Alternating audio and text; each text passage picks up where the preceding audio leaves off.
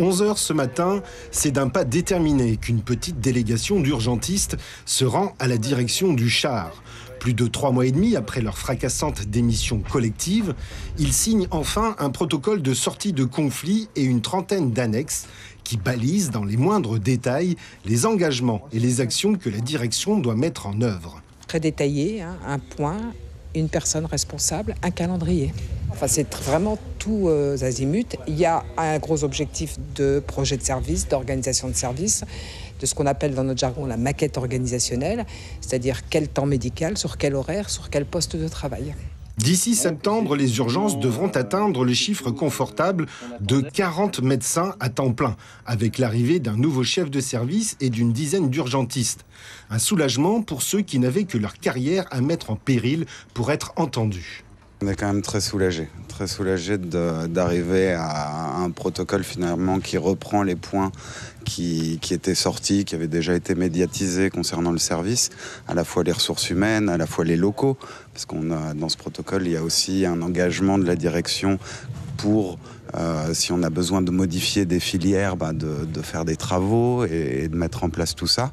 Aussi sur l'engagement pour du personnel paramédical, notamment pour l'unité d'hospitalisation aux urgences, et qui sont des choses qu'on attendait depuis longtemps. Des alertes, il y en a eu, mais sans effet. L'agence régionale, l'ARS, est donc intervenue pour pallier la direction du Char. C'est elle qui a rédigé le protocole et les annexes et relancé le dialogue social dans un hôpital malade.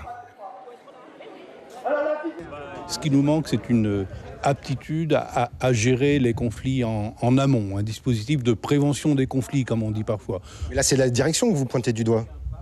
C'est nous aussi, je veux dire, chacun, les partenaires sociaux, d'une manière générale, seraient vraiment bien inspirés à se parler mieux, plus vite, plus tôt. Dans ce dossier, la direction du Char a souvent été dans le viseur. Beaucoup de professionnels de santé font observer que cette signature acte de choses qui devraient déjà être mises en place, renvoyant la directrice à sa responsabilité. Interpellée, voici sa réponse.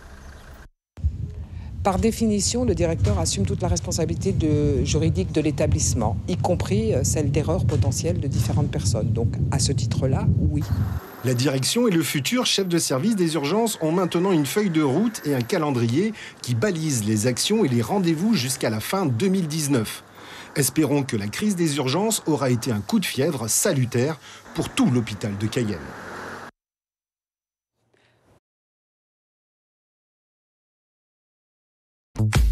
Suivez l'info sur Guyane la Première.